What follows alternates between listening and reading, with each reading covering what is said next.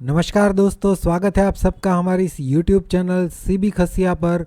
मेरा नाम है चिराग और आज के वीडियो में हम डिस्कस करने वाले हैं कि ये जो फॉल स्टार्ट हुआ है, क्या वो वेव सी जो है वो स्टार्ट हो चुका है जो हम एक्सपेक्ट कर रहे थे कि और लेग बाकी है करेक्शन का जो 24,000 के नीचे जा सकता है। तो क्या अब वो ऑलरेडी स्टार्ट हो चुका है, एंट्री कहाँ पे ले सकते हैं, वो सभी चीज़ों को डिस्कस करेंगे। कल मैं टाइम पे वीडियो पोस्ट नहीं कर पाया था यूट्यूब पे, तो मैंने मॉर्निंग में टेलीग्राम चैनल पे एक वीडियो बना के डाल दिया था।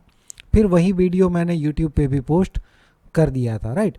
उसके बाद यहाँ पे अगर आप अपडेट देखें तो 9:29 पे मैंने एक फिन निफ्टी का ट्रेड डाला था। यहाँ पे एक रेजिस्टेंस रेंज मेंशन की थी फिन निफ्टी में कि इस रेंज में फिन निफ्टी बाउंस करता है तो आप शॉर्ट का प्लान कर सकते हैं, राइट। क्योंकि हम इसको एक इरेगुलर करेक्शन मान रहे थे, ये ए ये बी और यहाँ पे सी जाने के बाद फिर से ये इसके नीचे आ सकता है, इसका 100 to 123%, राइट।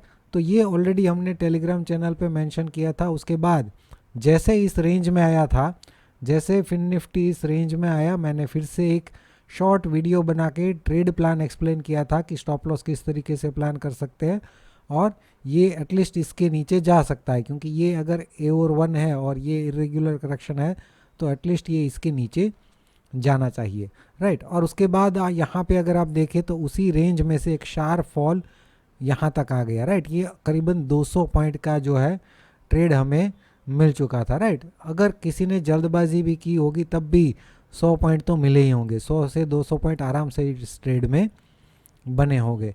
साथ साथ जो हमने मॉर्निंग में वीडियो अपलोड किया था उसमें बैंक निफ्टी का भी ट्रेड प्लान मेंशन किया था। अगर इसको मैं 5 मिनट चार्ट में दिखाऊं तो 5 मिनट चार्ट में जो इरेगुलर करेक्शन की पॉसिबिलिटी थी वो भी आज जो मॉर्निंग में वीडियो अपलोड किया था उसमें मैंने मेंशन कर दी थी, राइट। इसका 100 to 123% जो मैंने वो वीडियो में शेयर भी किया था, राइट।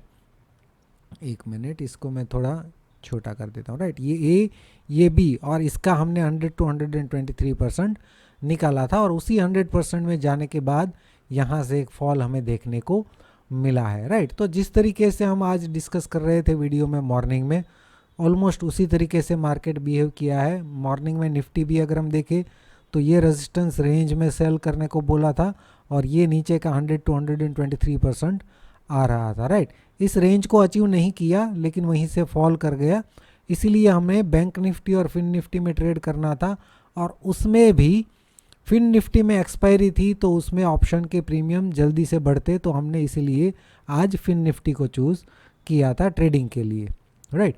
अभी अगर हम देखें कि क्या हो सकता है तीनों में, निफ्टी, बैंक निफ्टी और फिन निफ्टी में, राइट।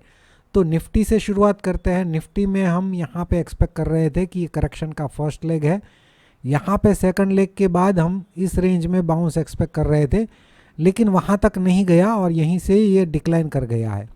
अब सेम चीज़ निफ्टी में से जो चीज़ हमने देखी थी वो फिन निफ्टी बैंक निफ्टी में भी एक्सपेक्ट कर रहे थे। अब यहाँ पे क्या हुआ कि जो ऊपर की तरफ प्रोजेक्शन निकाली थी रेजिस्टेंस रेंज, उसमें एंटर होने के बाद ये फॉल किया है, राइट। तो आज के वीडियो में या कल के शायद टेलीग्राम चैनल पे शॉर्ट वीडियो में मैंने अपडेट किया था कि बैंक निफ्टी जो है सेलिंग एरिया में ऑलरेडी आ चुका है और ये शार्प और इम्पल्सिव है। तो जैसे ही ये इरेगुलर करेक्शन ख़त्म होता है, यहाँ पे कोई शॉर्ट का प्लान किसी को बनाना है तो बना सकते हैं, ये आपका स्टॉप लॉस होना चाहिए और एटलीस्ट इसका 100 to 123% का टारगेट होना चाहिए। तो आज वहाँ से ही एक 1000 पॉइंट का डिक्लाइन बैंक निफ्टी में ऑलरेडी आज हमें देखने को मिल चुका है, राइट। अब इसमें प्रोजेक्शन अचीव कर चुका है लेकिन निफ्टी में क्या हुआ कि जो मिनिमम क्राइटेरिया था ऊपर की तरफ थर्ड लेग का, वो अचीव हुआ ही नहीं और उसके पहले ही एक डिक्लाइन स्टार्ट हो चुका है। तो अब यहाँ पे क्या करेंगे, यहाँ पे दो चीज़ें हो सकती है, दोनों ध्यान से समझना। अगर इस फॉल को कंटिन्यू करना है, अगर यहाँ पे ये कंप्लीट हो चुका है वेव बी, तो ये जो यहाँ से फॉल स्टार्ट हुआ है उसका 38% भी रिट्रेस नहीं आना चाहिए।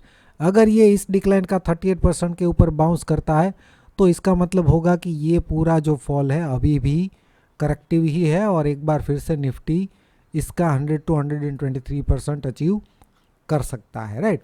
उसमें ये बाउंस को देखेंगे हम उसमें भी, लेकिन अभी के लिए आपको इसका रिट्रेसमेंट निकालते रहना है।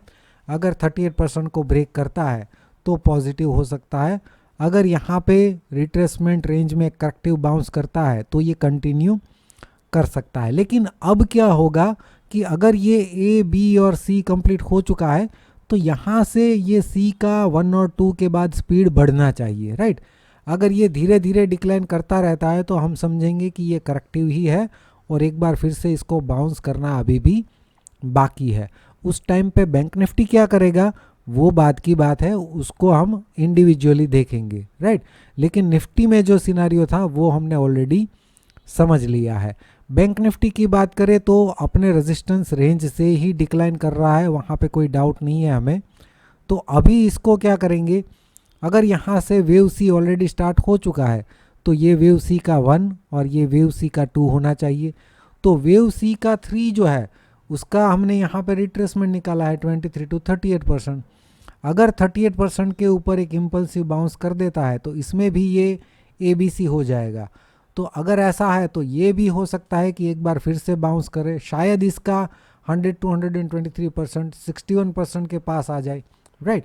वो हम निफ्टी के साथ सिंक्रोनाइजेशन में भी देखेंगे, लेकिन अभी के लिए तो इस रेंज पे फोकस करना है। जिसने यहाँ पे शॉर्ट किया है और जो होल्ड कर रहे हैं वो जो है अपना ट्रेल स्टॉप लॉस 38% के ऊपर ट्रेल कर सकते हैं। इसका जो डिक्लाइन है उसके 38% के ऊपर ट्रेल कर सकते हैं। अब नया लो जैसे बनाता जाएगा इसको भी आप नीचे की तरफ शिफ्ट करते जाना ये 38% को, और उसके ऊपर ट्रेड करता है तो वहाँ पे आप अपने शॉर्ट ट्रेड में से एग्जिट कर सकते हैं, राइट।